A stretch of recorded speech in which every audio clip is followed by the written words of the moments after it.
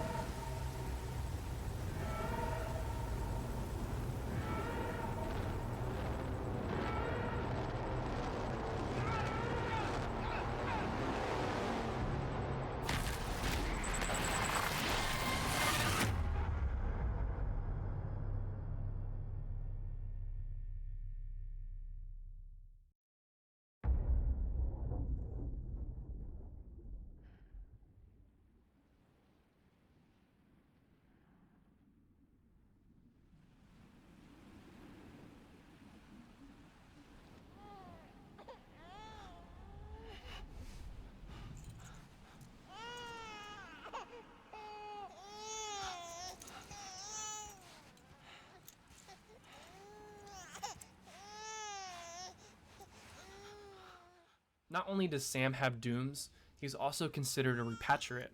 Basically, Sam and others like him will always come back from death. The game demonstrates this by showing Sam submerged in a body of water before the player takes control and enters Sam's mouth. What is that? Afterwards, Sam wakes up at the edge of a crater and looks upon the damage done by the previous void out, which has destroyed Central Knot City and all of its inhabitants. In my opinion, the first hour of Death Stranding is a nearly perfect introduction to not only the lead character, but also its strange dystopian world.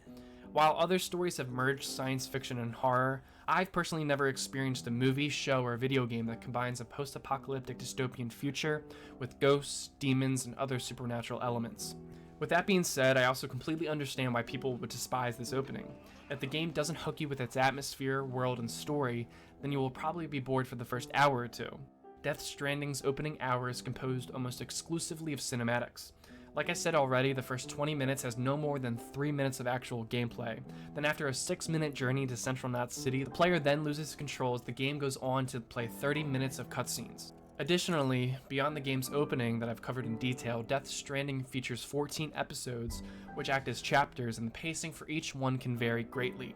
Some episodes can be finished in as little as 30 to 45 minutes, whereas others can go on for multiple hours, particularly the first 3 episodes. The first 2 episodes alone will take anywhere from 6 to 8 hours as the game slowly introduces its plot, characters, and gameplay systems. There's definitely memorable moments, but all in all, this section of the game can feel like a chore to get through. Some may argue that it's due to the fact that the gameplay is incredibly basic and bare bones compared to how it functions in the following episodes, but in my opinion, the biggest thing that drags the first few hours of the game is the open world. The crux of the gameplay and narrative is to travel across America, connecting isolated communities and cities that have been on their own ever since the Death Stranding incident. While the map is supposed to cover the entirety of the country, in actuality, America is divided up into much smaller hub worlds. An account on Reddit figured out the true scale of Death Stranding's world, and there's about 21 square kilometers of land that players can explore. For comparison, that's smaller than the map of Red Dead Redemption 2, which uses 29 square kilometers to depict Colorado, Texas, Louisiana, and other Midwestern and Southern states. Personally, I'm not the biggest fan of the open world you explore in the first 2 episodes of Death Stranding. At first, it's a visually breathtaking region of the country, but as you begin to move back and forth, discovering new points of interest and returning to old ones, the world quickly loses its luster. There isn't a lot of variety in the types of biomes and landscapes you explore, but what's even worse is that the open world doesn't feel as open as it may seem. Yes, there are several grand and breathtaking vistas in the first several hours, but the game's world uses mountains in order to box players in and force them down a particular direction. However, all of that changes once you make it to Port Knot City at around the 6 to 8 hour mark. Not only do you encounter the first real boss fight that is actually good, but afterwards Sam gets on a boat to Lake Knot City as players leave behind the first open world section of the game. This is when episode 3 begins, and also when Death Stranding really starts to shine. Once Sam emerges from Lake Knot City, players are properly placed in an expansive, diverse, and a vertically complex open world. Death Stranding reaches a new peak as the story begins to take a back seat and the gameplay begins to fix any major criticisms players could have had up until this point. Maybe you were sick and tired of walking everywhere for the first couple of hours. Well, now the game gives you the option to craft vehicles, and on top of the motorcycle you get access to at first, you eventually unlock a car which can move through rough terrain with ease and store an ungodly amount of cargo. There's also people who believe the combat and stealth gameplay is straight up boring and repetitive. Which, I mean, if you're gonna spread your own opinion on the game, at least tell people you only experienced a slice of the overall game. In the first 2 episodes, you're supposed to feel slow, weak, and inexperienced. And may I add, this is expertly communicated to the player without explicitly telling them. But as Sam continues on his journey, not only does he increase his strength, balance, and endurance, he also gains access to a never-ending list of tools and weapons, including his own piss, shit, blood, and other bodily fluids. Still, despite episode 3 drastically evolving the gameplay, this episode in particular drags out the longest. You spend another 6 to 8 hours continuously delivering packages between the north and south of America's heartland. However, if you don't rush through the game and you take your time to avoid burnout, this shouldn't be that big of an issue. Once you complete the first 3 episodes, the game's pacing really starts to pick up. Episode 4 can be finished in less than an hour, as Sam is transported to a different dimension of space and time, but then everything seems to go downhill as you are thrown right back into the same open world from episode 3. In actuality, the game is about to reach a new peak as you accept delivery missions that push you farther west, as you explore new biomes and landscapes that you haven't gone through before, with the obvious highlight being the slow and brutal hikes you'll have to go through on snowy mountaintops. But all of that is to say that if you don't enjoy the main gameplay loop of delivering packages, then Death Stranding won't be enjoyable for you. It's not the only gameplay pillar as some make you believe, but it's definitely the main focus. Accepting orders and delivering packages can be fun if you're more of a patient gamer, and the whole social score aspect is a huge part of the game that keeps players coming back. The biggest surprise for me with Death Stranding was the unique and seamless multiplayer that is similar to systems present in other Soulsborne games. Death Stranding is filled with all kinds of tools and structures, including but not limited to ladders, ropes, bridges, generators, mailboxes, and so much more. Any tool, structure, or road you build has a chance of appearing in somebody else's world, and vice versa. As you explore and connect America, you also interact and connect with others, however it's never directly. Different types of signs and emojis can be placed down anywhere as either warnings for what's ahead, recommendations, or just positive affirmations. You can give and receive likes for whatever you place out in the world, and every time you log back on the game you'll get an update on how many players have used your items and how many likes you have received from them. With all that being said, Death Stranding easily has one of the nicest and most laid-back communities out of any game that I have personally experienced. This video has only covered what most people will experience in the first half of this 40-hour game. I'm sure there's plenty of aspects of Death Stranding that I have failed to cover, and I urge those who have made it this far to leave a comment about your favorite parts of the game. There's a good chance that Death Stranding won't be for you, but if you can find things that you enjoy within the first several hours, then there's a good chance you could end up loving the later parts of the game. Death Stranding truly gets better the more time you spend playing it, and if you don't have the patience or time to properly invest into this game, that's fine. Just don't go around calling this game a walking simulator because it's truly so much more than that. I wholeheartedly believe that Death Stranding is one of the most important games ever made, period. I never thought I would say this about a game, let alone Death Stranding, but this game has changed my life and me as a person forever. Don't get it twisted, some of the writing isn't the best, and I think criticisms regarding the game's script are justified, but Death Stranding's world and gameplay are truly one of a kind.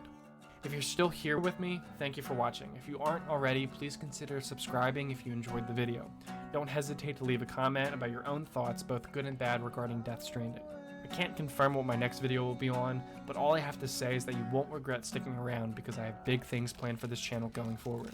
Again, thank you so much for watching.